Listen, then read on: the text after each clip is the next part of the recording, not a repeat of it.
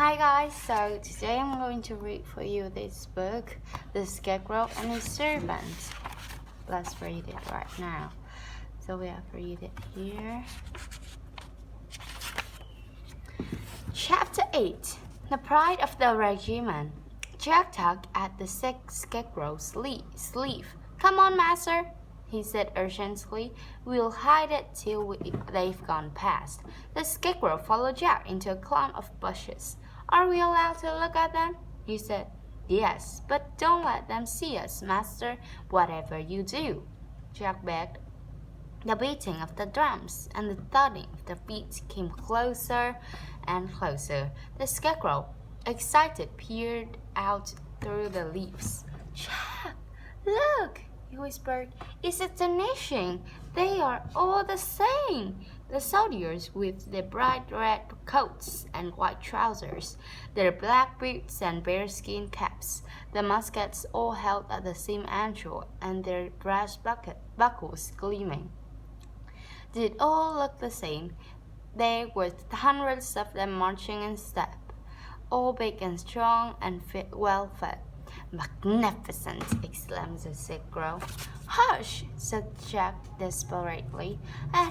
Ahead of the column of the soldiers rode several officers on grey horses, prancing and trotting and curveting, and behind came a dozen wagons drawn by fine black horses, all gleaming and beautifully groomed.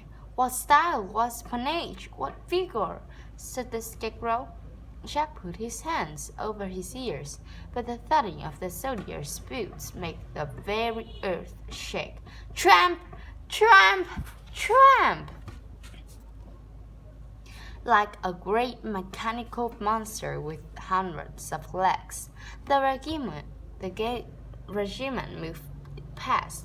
When Jack dared to look, the Scarecrow was standing in the middle of the road, gazing after them with wonder and admiration.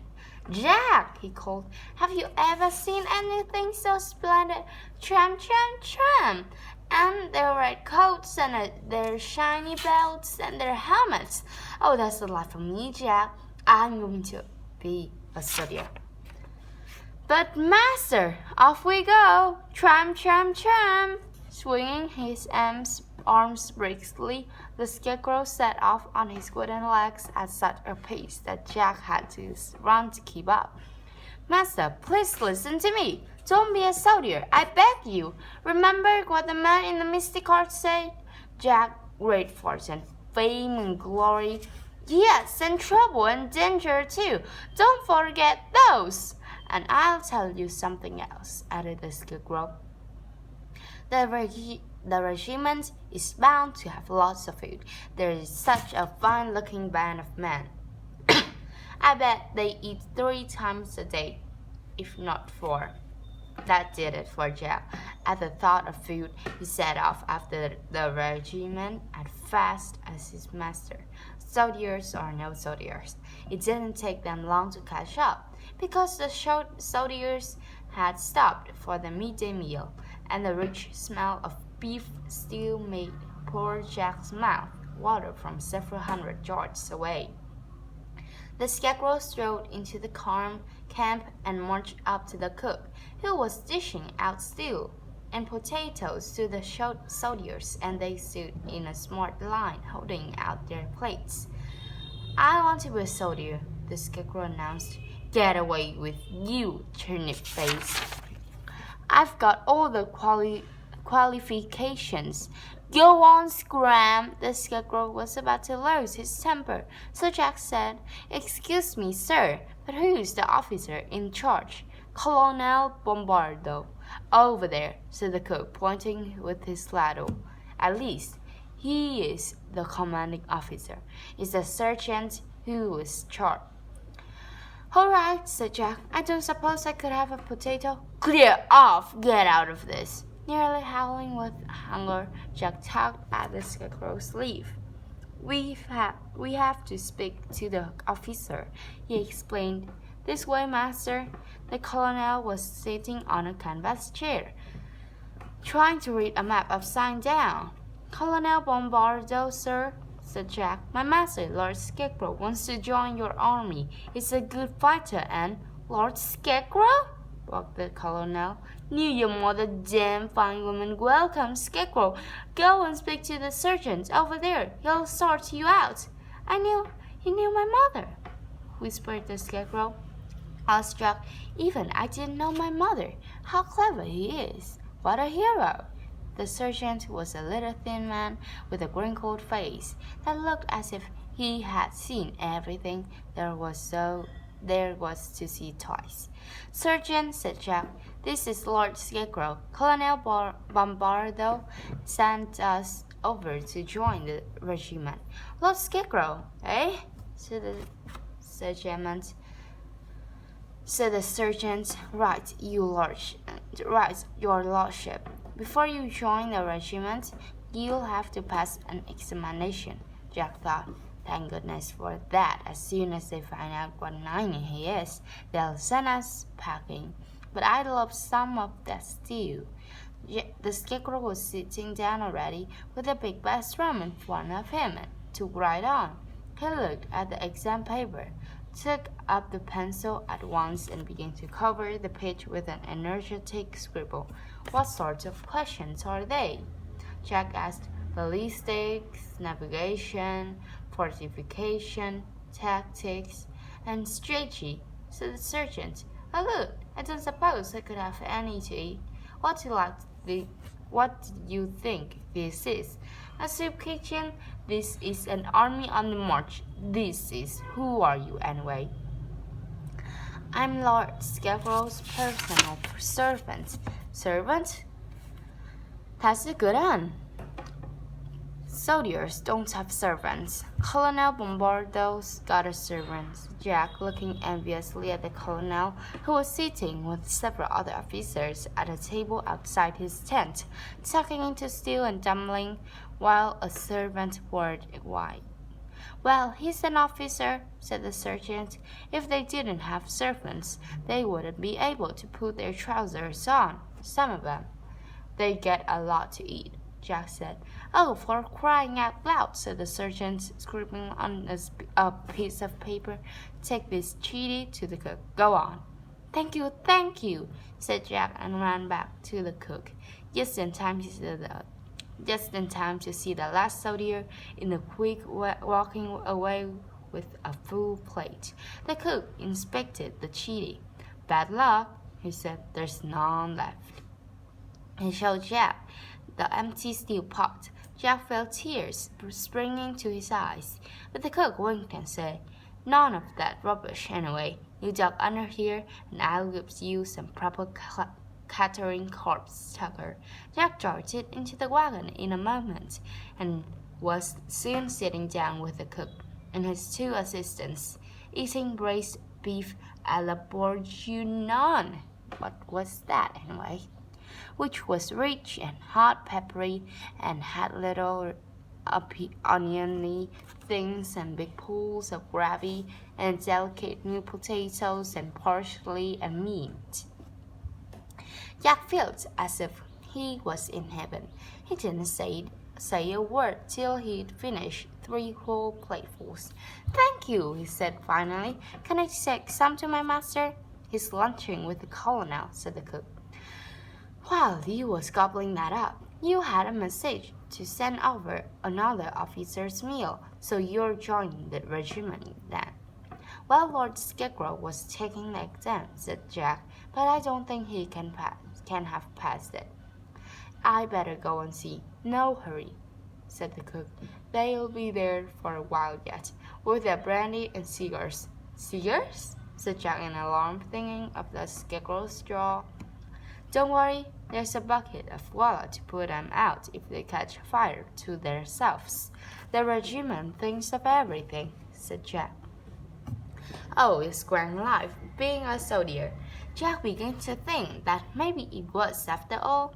He thanked the cook again and strolled over to the sergeant, who was trimming his nails with a bench on it. How did Lord Scarecrow get on in the exam? He said. He He answered all the wrong questions. He didn't know anything at all. So he wants to be able to be a soldier then? said Jack, relieved.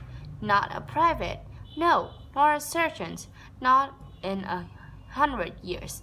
He's nowhere near clever enough. He's going to be an officer. What? Captain Scarecrow is taking his lunch with his fellow officers. You'll need to find him a horse and polish his boots and wash his uniform and keep him smart.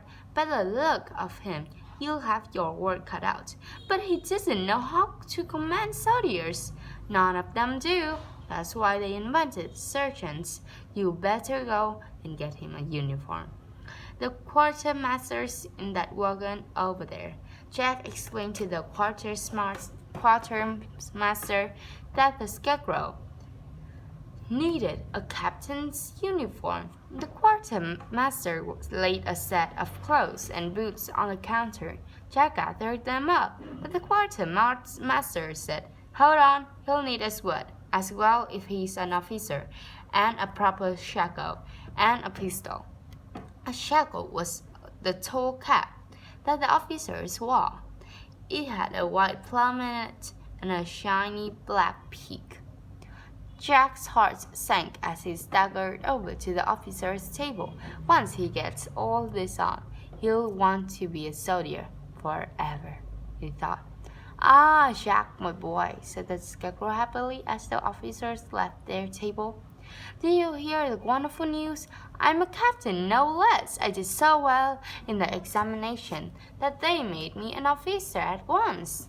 Then he saw what Jack was carrying, and his turnip beamed with an expression of utter delight.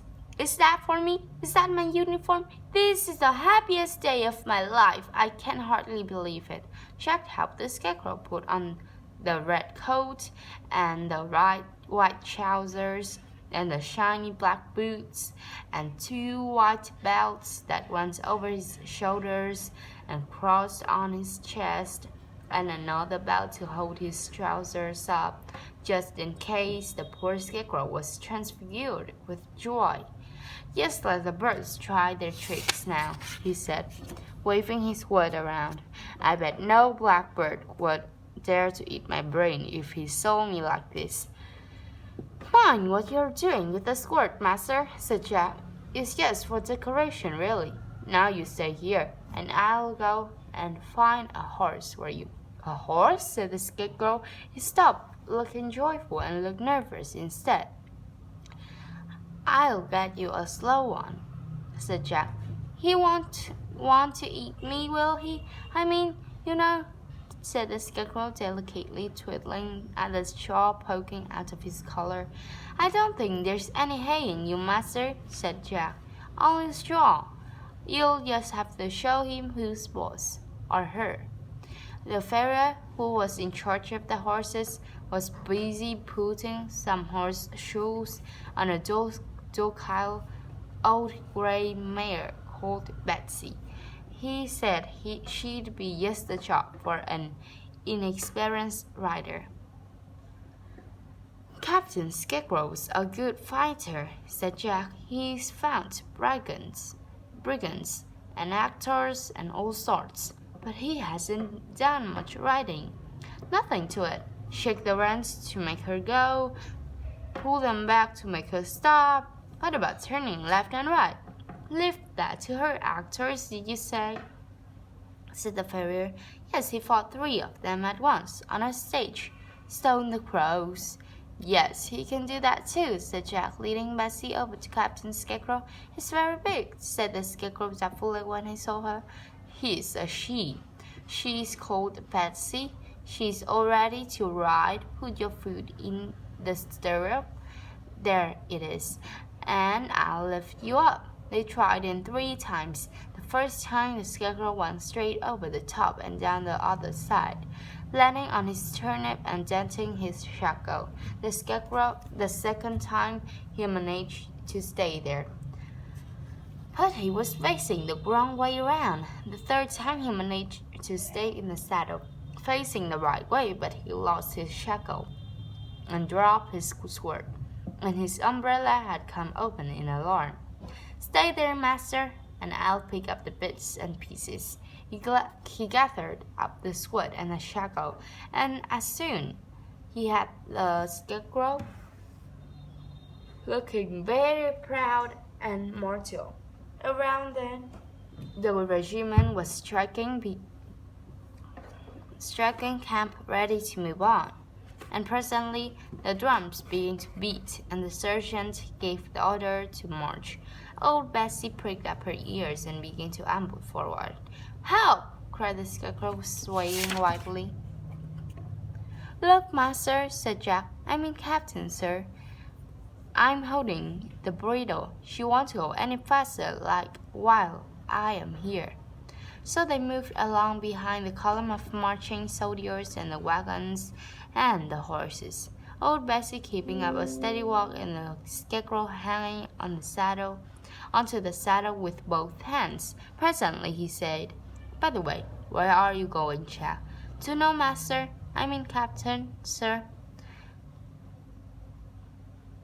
"We are off to fight the Duke of Brunswick," said another officer, and Marshall riding up alongside. "Really?" said the scarecrow. "And what sort of bird is he? A great big one, I expect." "I expect so, yes," said the scarecrow. "Has he got a regiment too?" said Jack. "Oh, dozens, but we're just one. Ah, the King of Sardinia army is coming to join us. So there's going to be a great big battle?" "Bound to be." "And when are we going to fight them?" said the scarecrow. "Don't know. They could attack at any moment. Ambush, you know." The marshal galloped away. "Jack," said the scarecrow, "this battle." "Yes, I suppose I might get damaged." "Yes, we all might. Could you by any chance find me some spare arms and legs in case? You know, I'll make sure we've got plenty of spare parts. Don't you worry, master. And you know, you were quite right about my brain," the scarecrow said reassuringly. "I don't miss it at all." And on they marched towards battle. Some way behind, Mr. Ceccarelli had caught up with the astrologer. "I warn you," he said, saying sternly. "Telling fortunes without a lesson can lead to a severe penalty.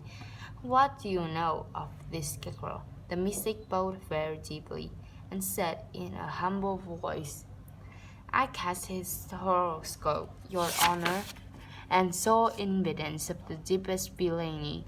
The planetary fulminations. Don't waste my time with the nonsense, or I'll have you up in front of the magistrate." "What did he tell you, and where did he go?" "He said he was going to Spring Valley, your honor." "Did he indeed? And did he set off in that direction?" "No, your worship, quite the opposite." "Did he say what he was going to do in Spring Valley?" "Yes, my lord. He said he was going to make a fortune, and then go and take Spring Valley in hand. His very words, naturally. I was going to report him as soon as I arrived at the nearest police station. Naturally, here is my card. I expect to hear at once if you see him again. You understand?" So that's it. I'm going to read for you later. It's very, very long. Thanks for listening. Anyway.